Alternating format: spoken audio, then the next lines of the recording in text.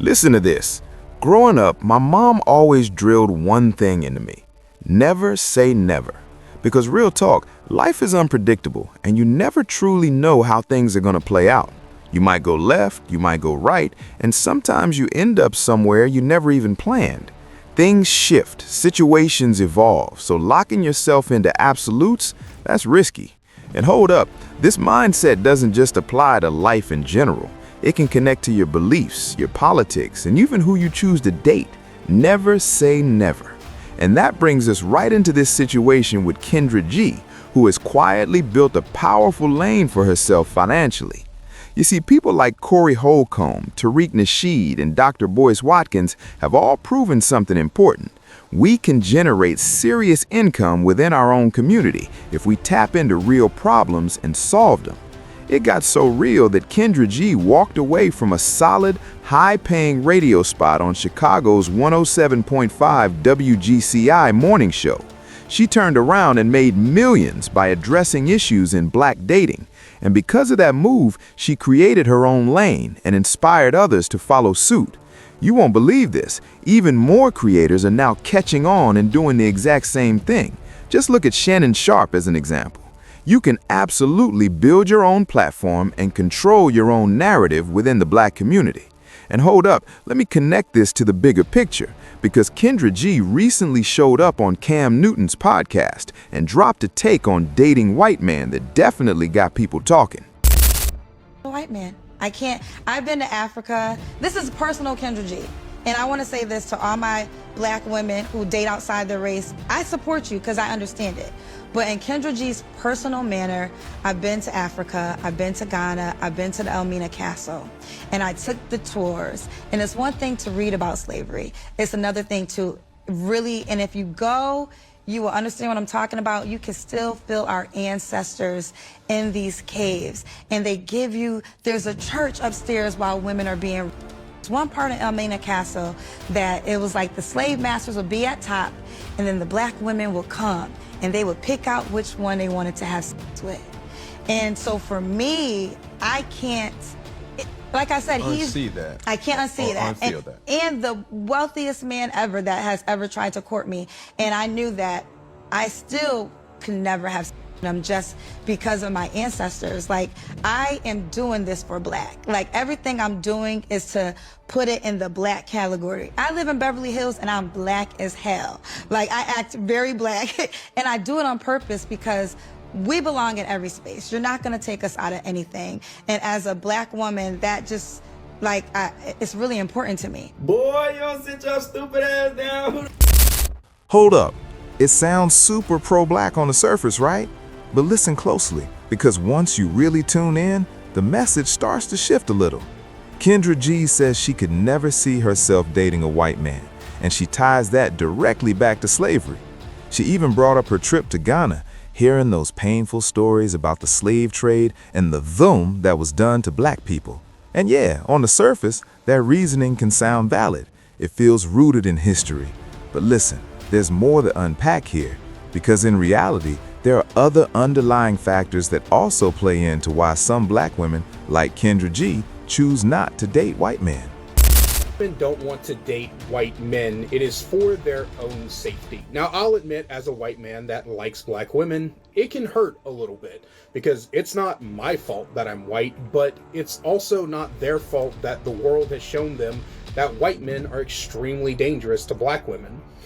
When I approach a black woman and I say, hey, I think you're beautiful, I'd love to take you out, she doesn't know if I'm fetishizing her, she doesn't know if I'm being genuine, and she doesn't know if I am actually secretly a racist that's going to use her as a token in my racist arguments, which is unfortunately something that happens a lot. Ask black men who date white women how many times they've been the token in the white woman's argument as to why she's secretly not racist.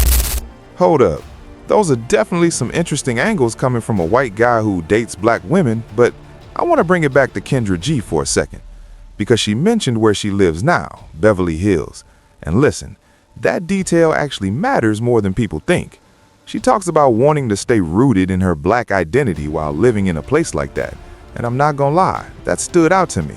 especially coming from someone whose entire brand and business is built around engaging almost exclusively with black people. But let's really break this down for a minute. You know how some men feel more powerful walking into a room full of women? That boost to their ego, that sense of dominance? I feel like there's a similar dynamic here with certain black individuals who grew up in suburban spaces. When they get around white environments, suddenly they feel extra black, extra noticeable, almost like it elevates their identity. You see, there's always been this conversation about self-esteem, and some people on the outside might say that being surrounded by white spaces is a way to validate being that cool black person. That's the narrative people throw around. But listen, here's where it gets real. If Kendra G is saying she has no interest in dating white men because of history or discomfort, then the real question becomes, why feel so comfortable living among them? Let's look at the numbers real quick. Beverly Hills has around 30,000 residents, with roughly 71% being white or non-Hispanic, while black residents make up just about 2%. So hold up. If there's such a strong stance against dating white men, how does that align with choosing to live in a space that's overwhelmingly white? That's where the conversation starts getting a little complicated. And listen, I understand conversations around racism and power structures, I really do. Some people, when they reach a certain level, intentionally choose to be in majority black environments. That's a personal decision. But you can't ignore the contradiction some people see here, saying I wouldn't date them while also saying I feel safe living among them, raises eyebrows. It makes people question the consistency. And it's not like there aren't other options. In Los Angeles alone, there are multiple affluent black communities: View Park, Windsor Hills, Ladera Heights, Baldwin Hills, Leimert Park, even parts of Inglewood and Altadena. These are solid, established areas where successful black professionals live and thrive. So the question people start asking is, why not choose those spaces instead? Now here's where it gets even deeper. Some critics argue that decisions like this can come off as wanting proximity to white acceptance, even if it's not intentional. Like you're comfortable building wealth off the black community through dating shows, events, content, but when it comes to where you plant roots, it's a different story. That's the perception some people are running with. And then there's another layer that doesn't get talked about enough. Historically, interracial relationships weren't even legal in many places until the Loving versus Virginia decision. And even after that, interracial marriage rates didn't suddenly skyrocket overnight. So when people frame this as white men have always had access but chose not to, the conversation becomes more nuanced. The reality is, most people across all races tend to date within their own group. That's just patterns we've seen over time. And there's nothing inherently wrong with preference, but when it's framed as a moral stance tied strictly to history, that's where people start questioning it. Because hold up, are we talking about principle, or are we talking about personal preference being explained in a certain way? Let me give you another angle. Living abroad, like in Poland, for example, you can be successful, visible, even doing your thing, but that doesn't automatically mean people from that culture are lining up to date you. That's just reality. Attraction, culture, familiarity, it all plays a role.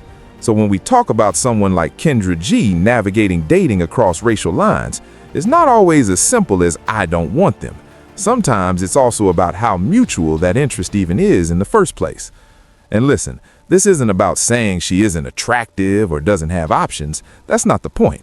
The bigger conversation is about alignment. What you say, where you live, who you attract, and what opportunities actually exist, they all have to line up. Because if they don't, people are going to start asking questions. And that's exactly what's happening here. At the end of the day, be careful with absolute statements like, I would never date this group because of history. Yes, history matters. We carry its impact in different ways. But day-to-day interactions with people don't always reflect historical trauma in the same direct way. Most people aren't walking around actively thinking about slavery in everyday interactions. They're thinking about trust, compatibility, and lived experiences. And that's why this conversation keeps getting more layered the deeper you go. Because it's not just about dating, it's about identity, environment, perception, and consistency. So now I gotta ask you, does this come off as principle, preference, or contradiction? Drop your thoughts below, because this one right here is definitely a conversation.